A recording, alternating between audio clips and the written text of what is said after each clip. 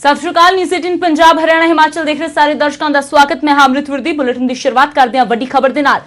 ਤਾਂ ਕੇਂਦਰੀ ਵਜ਼ਾਰਤ ਦੀ ਕੁਰਸੀ ਛੱਡਣ ਤੋਂ ਬਾਅਦ ਪੰਜਾਬ ਦੀ ਸਿਆਸਤ ਪੱਖੀ ਹੋਈ ਹੈ। ਹਰਸਿਮਰਤ ਕੌਰ ਬਾਦਲ ਦਾ ਅਸਤੀਫਾ ਦਿੱਤੇ ਜਾਣ ਤੋਂ ਬਾਅਦ ਹੁਣ ਚਰਚਾਵਾਂ ਇਹ ਨੇ ਕਿ ਆਖਿਰਕਾਰ ਅੱਗੇ ਕੀ ਹੋਵੇਗਾ। 9 ਮਾਸ ਦੇ ਰਿਸ਼ਤੇ ਵਿੱਚ ਦਰਾਰ ਜਿਹੜੀ ਪੈਦਾ ਹੋਈ ਹੈ ਉਸ ਦਾ ਅੱਗੇ ਕੀ ਹੋਵੇਗਾ। ਇਸੇ ਨੂੰ ਲੈ ਕੇ ਹਰਸਿਮਰਤ ਬਾਦਲ ਦੇ ਅਸਤੀਫੇ ਤੋਂ ਬਾਅਦ ਸ਼੍ਰੋਮਣੀ ਅਕਾਲੀ ਦਲ ਦੇ ਵੱਲੋਂ ਮੰਥਨ ਕੀਤਾ ਜਾ ਰਿਹਾ ਹੈ। ਸੁਖਬੀਰ ਬਾਦਲ ਦੀ ਅਗਵਾਈ ਦੇ ਵਿੱਚ ਕੋਰ ਕਮੇਟੀ ਦੀ ਬੈਠਕ ਹੋ ਰਹੀ ਹੈ।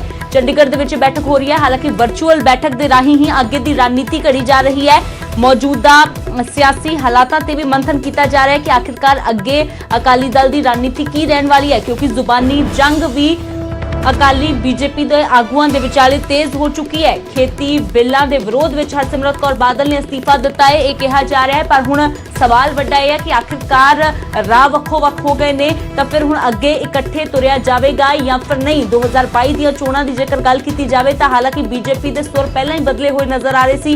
बीजेपी इस वार वध सीटां दी मंग कर रही है, ताकि फॉर्मूला किहड़ा अपनाया जाता है। अकाली बीजेपी इकट्ठे चोणां लड़ते ने या फिर नहीं, अगे की स्थिति किस तरह की रहिंदी है, क्योंकि तिखे बयान जरूर दिते जा रहे हैं वख-वख आगुआं दे वल्लों। जेकर अकाली दल कह रहा है कि सानू बीजेपी की बैसाखी की जरूरत नहीं है, तो बीजेपी भी कह रही है कि सानू किसी के सहारे की जरूरत नहीं है। पंकज कपाही मेरे सहयोगी ज्यादा जानकारी लिए जुड़े ने। पंकज, हरसिमरत बादल के अस्तीफे की दिल्ली दे नालों चर्चा पंजाब दे विच वधेरे है, क्योंकि सीधा हुण इशारा जिहड़ा है 2022 दी चोणां वाल है। तो सवाल भी वड्डा यही है कि अगे हुण की 9 मास के रिश्ते का होने वाला है। फिलहाल की कुछ जानकारी?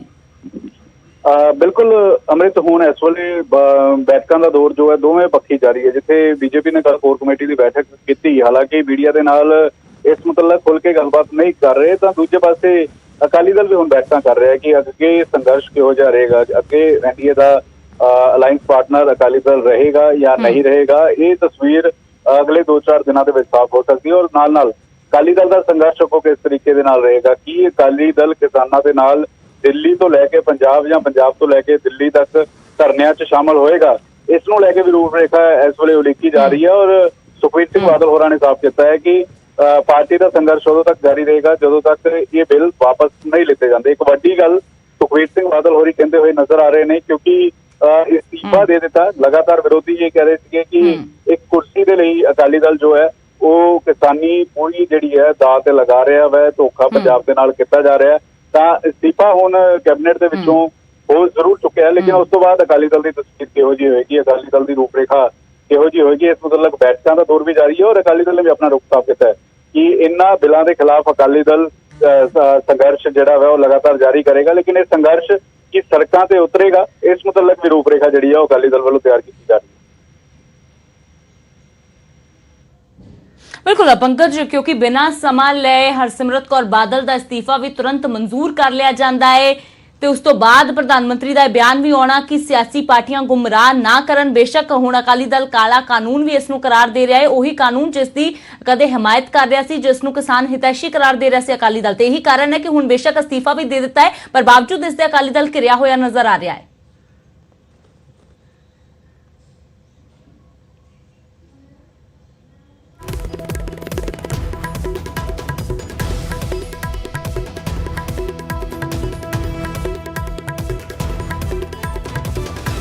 तो इधर चंडीगढ़ के विच सुखबीर बादल की अगवाई दे विच वर्चुअल बैठक की जा रही है, जिस दे विच अगे की रणनीति घड़ी जाएगी। तो दूजे पासे बीजेपी के वलों भी बैठकों का दौर जारी है। पंकज, शुक्रिया फिलहाल इस सारी जानकारी के लिए। तो हरसिमरत कौर बादल के इस्तीफे के मगरों श्रोमणी अकाली दल वलों मंथन किया जा रहा है, क्योंकि सीधे तौर पर अगे की होगा ये कोई भी अकाली आगू बोलने के लिए तैयार नहीं है, क्योंकि सुखबीर बादल के वलों भी यही गल कही गई थी कि अगे की रणनीति की होगी। ये पार्टी दे विच बैठ के सारे आगुआं दे नाल चर्चा करन तो बाद अगे फैसला लिया जाएगा। तो मौजूदा सियासी हालातों ते मंथन किया जा रहा है, पर सवाल यही है कि अगे आने वाले दिनों दे विच तस्वीर किहो जिही हुंदी है, क्योंकि जुबानी जंग भी तेज हो गई है। 9 मास के रिश्ते विच दरार साफ तौर पर पैदा हुई है, वो दिखाई दे रही है।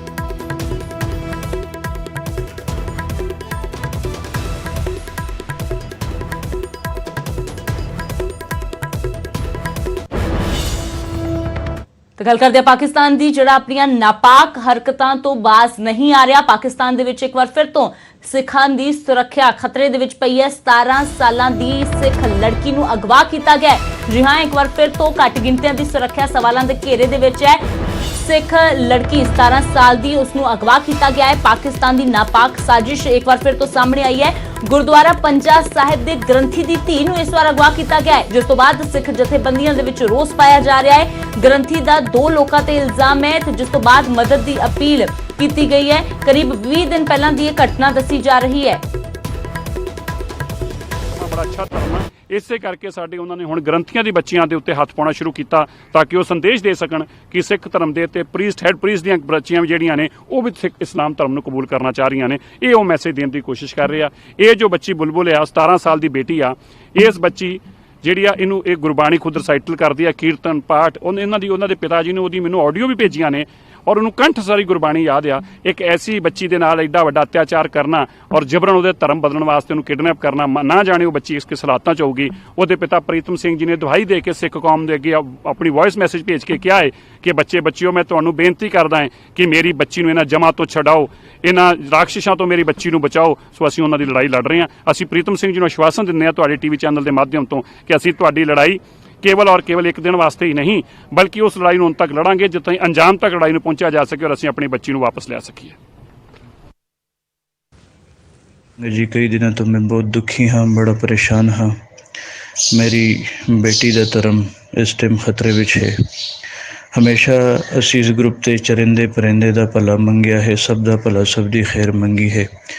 मेरी बेटियां वास्ते वीरां वास्ते बेनती है, कृपा करके एक बाप दी पुकार, एक बाप दी आवाज़, एक बाप दा दर्द आप जी फील कर सकते हो, महसूस कर सकते हो। कृपा करके मेरे लिए, मेरी बच्ची दी धर्म दी रख्या लई जिन्हां ज़ालमां दे शिकंजे पिछे हो इस टाइम वध तो वध श्री चौपाई साहिब दा पाठ, सुखमनी साहिब दा पाठ, नाम सिमरन, दुखभंजनी साहिब दे पाठ, जो जो आप जियां तो हो सकता है कृपा करके इस औखी कड़ी विच, इस बुरे वक्त विच मेरा साथ दो। मेरे को सिर्फ और सिर्फ गुरबाणी का ही आसरा है, आप संगतां का ही आसरा है। सत्संगत जी कई दिनों तो मैं बहुत दुखी हाँ, बड़ा परेशान हाँ। पाकिस्तान की एक बार फिर तो नापाक साजिश सामने आई है। डीएचएमसी प्रधान मनजिंदर सिंह सिरसा फोन लाइन पर जुड़ गए हैं। तो सिरसा जी, पाकिस्तान लगातार अपन नापाक हरकतों तो बाज नहीं आ रहा, हुण एक बार फिर तो सिखां की सुरक्षा सवालों के घेरे च। फिलहाल विदेश मंत्रालय के नाल तुहाडी की गलबात हुई है?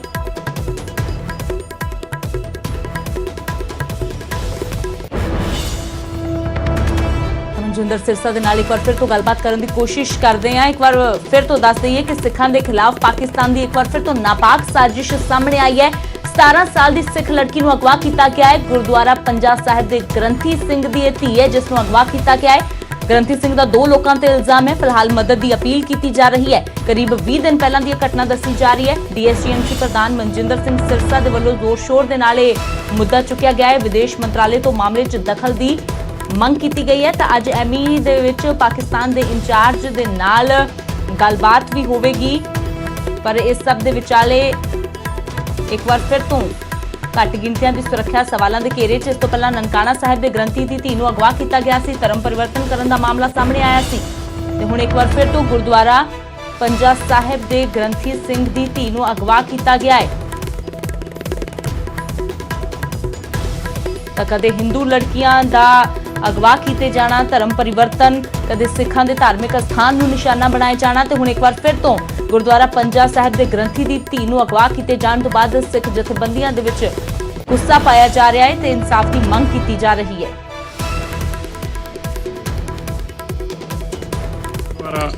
ननकाना साहब की ग्रंथी की बेटी जगजीत कौर नूं जबरन उहदा धर्म बदलिया गया, उन्होंने अगवा करके उहदा जबरन निकाह किया गया और हुण पंजा साहब के ग्रंथी सरदार प्रीतम सिंह जी की बेटी बुलबुल कौर 17 साल की बच्ची नूं 1 तरीक नूं 2 लोगों ने अगवा कर लिया।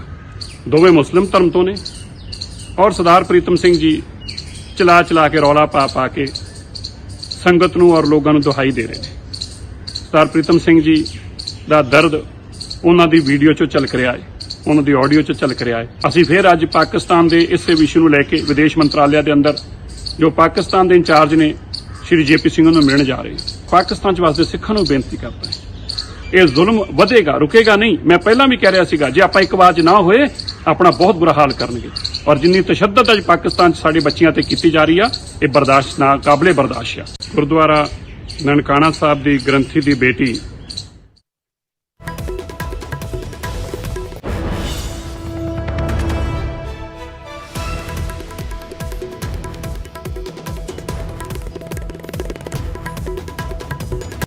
ਫਿਲਹਾਲ ਇੱਕ ਛੋਟੇ ਜਿਹੇ ਬ੍ਰੇਕ ਦੇ ਲਈ ਰੁਕਦੇ ਹਾਂ। ਬ੍ਰੇਕ ਤੋਂ ਉਸ ਪਾਰ ਵੀ ਖਬਰਾਂ ਦਾ ਸਿਲਸਿਲਾ ਲਗਾਤਾਰ ਜਾਰੀ ਹੈ।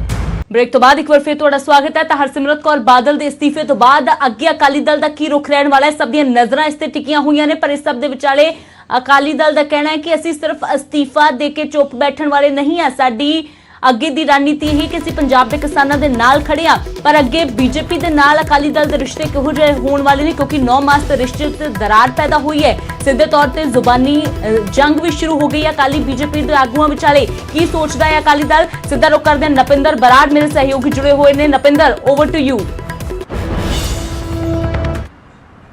ਪੰਜਾਬ ਦੇ ਕਿਸਾਨਾਂ ਦੇ ਹਾਲਾਤਾਂ ਨੂੰ ਲੈ ਕੇ ਲਗਾਤਾਰ ਤਸਵੀਰ ਬਦਲ ਰਹੀ ਹੈ, ਲਗਾਤਾਰ ਰਾਜਨੀਤੀ ਹੋ ਰਹੀ ਹੈ। ਪਰ ਇਸ ਰਾਜਨੀਤੀ ਦੇ ਵਿੱਚ ਕਿਸਾਨ ਦੀ ਕੀ ਹਾਲਤ ਹੈ, ਕਿਸਾਨ ਦਾ ਆਖਿਰ ਹੋਏਗਾ ਕੀ? ਅਕਾਲੀ ਦਲ ਕਿਸਾਨ ਹਤੈਸ਼ੀ ਹੋਣ ਦਾ ਦਾਅਵਾ ਕਰਦਾ ਲਗਾਤਾਰ, ਔਰ ਕਿਸਾਨੀ ਦੀ ਖਾਤਰ ਕਹਿੰਦੇ ਨੇ ਕਿ ਦਿੱਲੀ ਦੀ ਕੁਰਸੀ ਛੱਡਤੀ ਹੈ।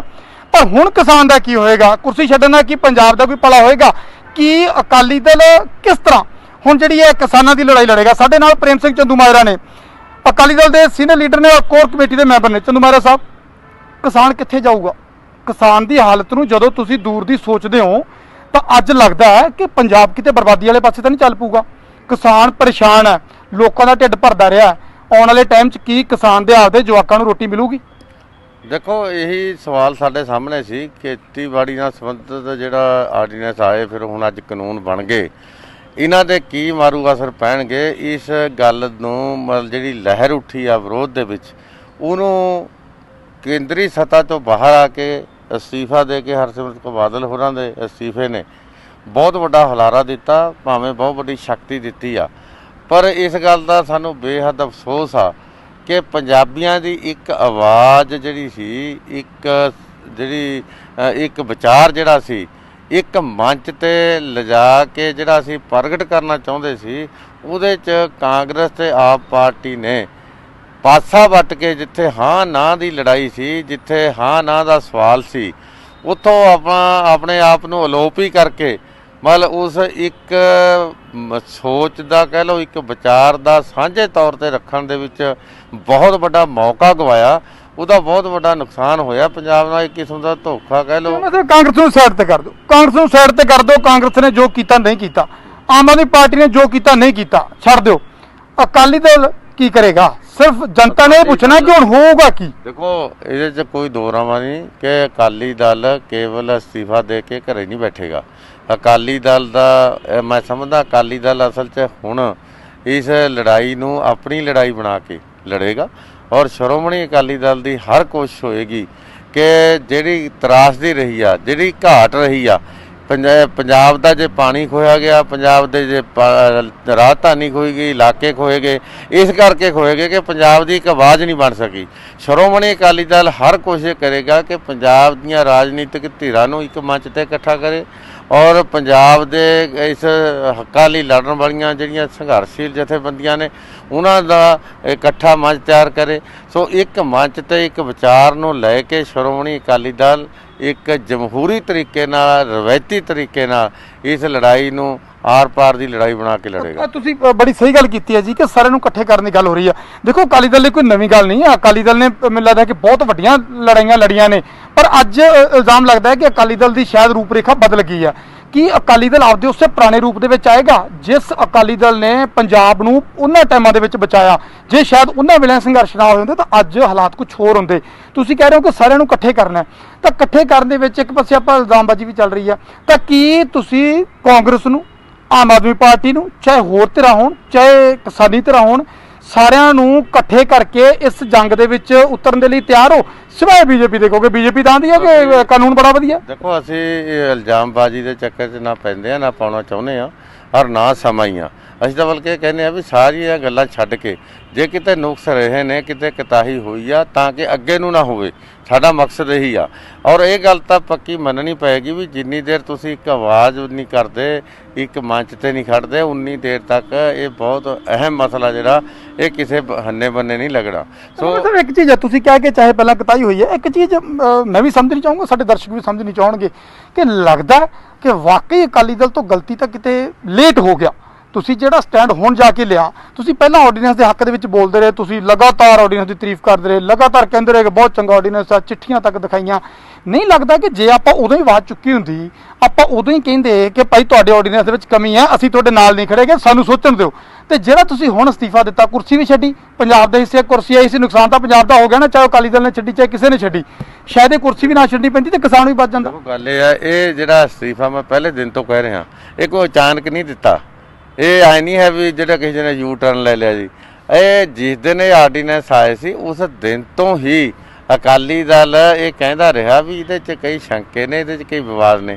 ਬਾਕੀ ਕਿਉਂ ਕਰਦੇ ਰਹੇ ਆਪਾਂ, ਤਾਰੀਫ ਕਿਉਂ ਕਰਦੇ ਰਹੇ ਚੰਦੂਮਾਜਰਾ ਸਾਹਿਬ? ਉਹੀ ਗੱਲ ਹੈ ਨਾ, ਫਿਰ ਤੁਸੀਂ ਆਰਡੀਨੈਂਸ ਦੀ ਤਾਰੀਫ ਕਿਉਂ ਕਰਦੇ ਰਹੇ? ਹੀ ਨਹੀਂ ਰਹੇ, ਬਲਕਿ ਇਹ ਜਿਹੜੇ ਸ਼ੰਕੇ ਤੇ ਵਿਵਾਦ ਆ ਇਹਨਾਂ ਨੂੰ ਦੂਰ ਕਰਨ ਦਾ ਯਤਨ ਵੀ ਕਰਦੇ ਰਹੇ।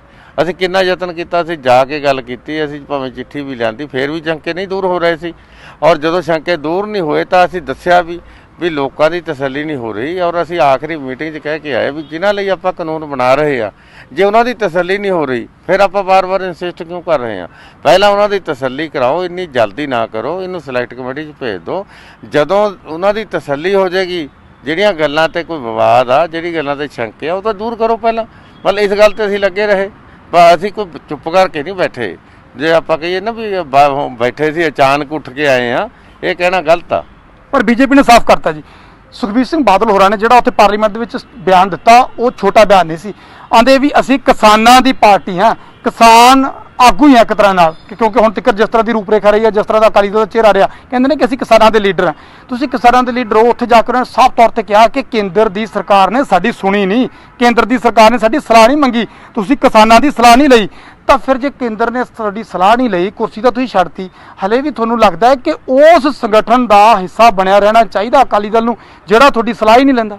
ਤੇ ਉਹ ਗੱਲ ਇਹ ਆ ਵੀ ਜਿਹੜੀ ਸਰਕਾਰ ਨੇ ਇਹ ਕਾਨੂੰਨ ਬਣਾਇਆ, ਉਹ ਸਰਕਾਰ ਤਾਂ ਅਸੀਂ ਤਿਆਗਤੀ। ਜਿੱਥੇ ਤੱਕ ਐਨਡੀਏ ਦਾ ਸਵਾਲ ਆ, ਉਹਦੇ 'ਚ ਕੀ ਅਗਲੇ ਪ੍ਰੋਗਰਾਮ ਹੋਣੇ ਨੇ ਜਾਂ ਪਿੱਛੇ ਅਸੀਂ ਸੰਗਠਨ ਵਿੱਚ ਰਹਿ ਕੇ ਹੋਰ ਕੀ ਪ੍ਰਾਪਤੀਆਂ ਕੀਤੀਆਂ ਨੇ। ਹੁਣ ਇਹ ਨਹੀਂ ਹੈ ਵੀ ਐਨਡੀਏ ਦੇ ਵਿੱਚ ਰਹਿ ਕੇ ਕੋਈ ਪ੍ਰਾਪਤੀ ਨਹੀਂ ਕੀਤੀ। ਤੁਸੀਂ ਆਪ ਦੇਖ ਰਹੇ ਹੋ ਕਿ ਅੰਤਰਰਾਸ਼ਟਰੀ ਹਵਾਈ ਅੱਡਾ ਅਸੀਂ ਬਣਵਾਤਾ, ਕਾਲੀ ਸੂਚੀ ਅਸੀਂ ਖਤਮ ਕਰਾਤੀ, ਸੱਜਣ ਕੁਮਾਰ ਵਰਗਿਆਂ ਨੂੰ ਜੇਲ੍ਹ ਦੇ ਅੰਦਰ ਅਸੀਂ ਪਹੁੰਚਵਾਤਾ, ਕਰਤਾਰਪੁਰ ਸਾਹਿਬ ਦਾ ਲਾਂਘਾ ਖੁਲਵਾਇਆ। ਮਤਲਬ ਪਰ ਤੁਹਾਨੂੰ ਲੱਗਦਾ ਕੀ ਹੈ, ਤੁਹਾਨੂੰ ਲੱਗਦਾ ਕੀ ਹੈ ਕਿ ਕੀ ਬੀਜੇਪੀ ਜਾਂ ਕੇਂਦਰ ਦੀ ਜਿਹੜੀ ਬੀਜੇਪੀ ਸਰਕਾਰ ਹੈ, ਮੋਦੀ ਸਰਕਾਰ ਹੈ, ਪੰਜਾਬ ਉਹਨਾਂ ਦੀਆਂ ਅੱਖਾਂ 'ਚ ਰੜਕਦਾ, ਉਹਨਾਂ ਨੂੰ ਸਵਾਉਂਦਾ ਨਹੀਂ? ਦੇਖੋ ਬੜੀ ਸਪਸ਼ਟ ਗੱਲ ਆ, ਅੱਜ ਤੱਕ ਤਾਂ ਜਦੋਂ ਵੀ ਅਕਾਲੀ ਦਲ ਕੋਈ ਗੱਲ ਲੈ ਕੇ ਜਾਂਦਾ ਰਿਹਾ, ਪੰਜਾਬ ਦੀ ਹੋਵੇ, ਸਿੱਖਾਂ ਦੀ ਹੋਵੇ, ਕੋਈ ਗੱਲ ਹੋਵੇ, ਭਾਵੇਂ ਕਿਸੇ ਦਲਿਤ ਭਾਈਚਾਰੇ ਦੀ ਹੋਵੇ, ਕਿਸੇ ਵਪਾਰੀ ਦੀ ਹੋਵੇ, ਜਦੋਂ ਵੀ ਅਸੀਂ ਕਿਤੇ ਗੱਲ ਲੈ ਕੇ ਗਏ ਆ, ਸਾਡੀ ਗੱਲ ਦੀ ਕਦਰ ਪਾਈ ਆ, ਸਾਡੀ ਗੱਲ ਮੰਨਦੇ ਰਹੇ ਆ। ਪਰ ਅਫਸੋਸ ਆ ਸਾਨੂੰ ਕਿ ਇਹ ਮਹੱਤਵਪੂਰਨ ਮੁੱਦਾ ਸੀ ਜਿਹੜਾ ਪੰਜਾਬ ਦਾ, ਕਿਸਾਨਾਂ ਦਾ, ਇਹਦੇ ਤੇ ਉਹਨਾਂ ਨੇ ਧਿਆਨ ਨਹੀਂ ਦਿੱਤਾ। ਇਹਦੇ ਤੇ ਜੇ ਉਹ ਧਿਆਨ ਦੇ ਦਿੰਦੇ ਤਾਂ ਸਾਨੂੰ ਸੱਤਾ ਤੋਂ ਅਸੀਂ ਬਾਹਰ ਨਹੀਂ ਸੀ ਆਉਣਾ। ਕਾਂਗਰਸ ਪ੍ਰਦਰਸ਼ਨ ਕਰਨ ਜਾ ਰਹੀ ਹੈ ਜੀ, ਕੱਲ ਨੂੰ ਟਰੈਕਟਰ ਰੈਲੀ ਕੱਢੀ ਜਾਣੀ ਹੈ, ਕਹਿੰਦੇ ਦਿੱਲੀ ਜਾ ਕੇ ਮੋਦੀ ਦਾ ਦਰਵਾਜ਼ਾ ਖੜਕਾਉਣਾ। ਦੇਖੋ ਕਾਂਗਰਸ ਜੋ ਕਰ ਰਹੀ ਆ ਉਹ ਉਹਨਾਂ ਨੇ ਆਪਣੀ ਪਾਰਟੀ ਦੇ ਹਿਸਾਬ ਨਾਲ ਕਰਨਾ। ਸ਼੍ਰੋਮਣੀ ਅਕਾਲੀ ਦਲ ਨੇ ਹੁਣ ਇਹ ਲੜਾਈ ਨੂੰ ਅੱਗੇ ਲੈ ਕੇ ਜਾਣਾ, ਕਿਸ ਤਰੀਕੇ ਨਾਲ ਲੈ ਕੇ ਜਾਣਾ, ਇੱਕ ਗੱਲ ਤਾਂ ਬੜੀ ਸਪਸ਼ਟ ਆ ਜੋ ਮੈਂ ਤੁਹਾਨੂੰ ਕਹੀ ਆ ਕਿ ਅਕਾਲੀ ਦਲ ਚੁੱਪ ਕਰਕੇ ਨਹੀਂ ਬੈਠੇਗਾ। ਅਕਾਲੀ ਦਲ ਕੇਵਲ ਅਸਤੀਫਾ ਦੇਣ ਤੱਕ ਹੀ ਸੀਮਿਤ ਨਹੀਂ ਰਹੇਗਾ। ਅਕਾਲੀ ਦਲ ਨੇ ਆਪਣੇ ਇਸ ਸੰਘਰਸ਼ ਨੂੰ ਹੰਨੇ ਬੰਨੇ ਦੀ ਲੜਾਈ ਲਾ ਕੇ ਲੜਨਾ। ਪਰ ਅਕਾਲੀ ਦਲ ਦੀ ਇੱਕ ਰਵਾਇਤ ਰਹੀ ਆ ਕਿ ਅਕਾਲੀ ਦਲ ਪਹਿਲਾਂ ਵਿਚਾਰ ਕੇ, ਸੋਚ ਕੇ, ਜਮਹੂਰੀ ਤਰੀਕੇ ਨਾਲ ਲੜਾਈ ਲੜਦਾ। ਪਰ ਉਹ ਤੋਂ ਪਹਿਲਾਂ ਅਸੀਂ ਜ਼ਰੂਰ ਚਾਹਾਂਗੇ ਕਿ ਸਾਰੇ ਇੱਕ ਆਵਾਜ਼ ਹੋ ਕੇ ਇੱਕ ਮੰਚ ਤੇ ਹੋਣ ਇਕੱਠੇ, ਤਾਂ ਹੋਰ ਚੰਗਾ ਹੋਏਗਾ। ਤਾਂ ਅਕਾਲੀ ਦਲ ਅੱਜ ਇੱਕ ਮੰਚ ਤੇ ਆਉਣ ਦੀ ਗੱਲ ਕਰਦਾ ਹੈ, ਗੱਲ ਸਹੀ ਵੀ ਹੈ, ਸਾਰਿਆਂ ਨੂੰ ਇੱਕ ਮੰਚ ਤੇ ਆਉਣਾ ਪਵੇਗਾ। ਜੇ ਤੁਸੀਂ ਪੰਜਾਬ ਨੂੰ ਬਚਾਉਣਾ, ਪੰਜਾਬ ਦੀ ਕਿਸਾਨੀ ਨੂੰ ਬਚਾਉਣਾ, ਤਾਂ ਤੁਹਾਨੂੰ ਇਕੱਠੇ ਹੋਣਾ ਪਵੇਗਾ। ਰਾਜਨੀਤੀ ਕਰਨ ਲਈ ਹੋਰ ਬੜਾ ਸਮਾਂ ਹੈ, ਪਰ ਜੇ ਪੰਜਾਬ ਦਾ ਕਿਸਾਨ ਬਰਬਾਦ ਹੋ ਗਿਆ, ਪੰਜਾਬ ਬਰਬਾਦ ਹੋ ਗਿਆ, ਤਾਂ ਤੁਹਾਨੂੰ ਰਾਜਨੀਤੀ ਕਰਨ ਲਈ ਸਮਾਂ ਨਹੀਂ ਮਿਲੇਗਾ। ਤਾਂ ਅੱਜ ਲੋੜ ਹੈ ਸਭ ਨੂੰ ਇਕੱਠੇ ਹੋਣ ਦੀ, ਚਾਹੇ ਆਮ ਲੋਕ ਹੋਣ, ਚਾਹੇ ਪੋਲੀਟੀਕਲ ਪਾਰਟੀਆਂ ਹੋਣ। ਫਿਲਹਾਲ ਇਸ ਬੁਲੇਟਿਨ ਦੇ ਵਿੱਚ ਇੰਨਾ ਹੀ। ਮੈਨੂੰ ਨੁਪਿੰਦਰ ਸਿੰਘ ਬਰਾਨੋ ਤੋਂ ਇਜਾਜ਼ਤ। ਨਿਊਜ਼ 18 ਤੇ ਖਬਰਾਂ ਦਾ ਸਿਲਸਿਲਾ ਜਾਰੀ ਹੈ।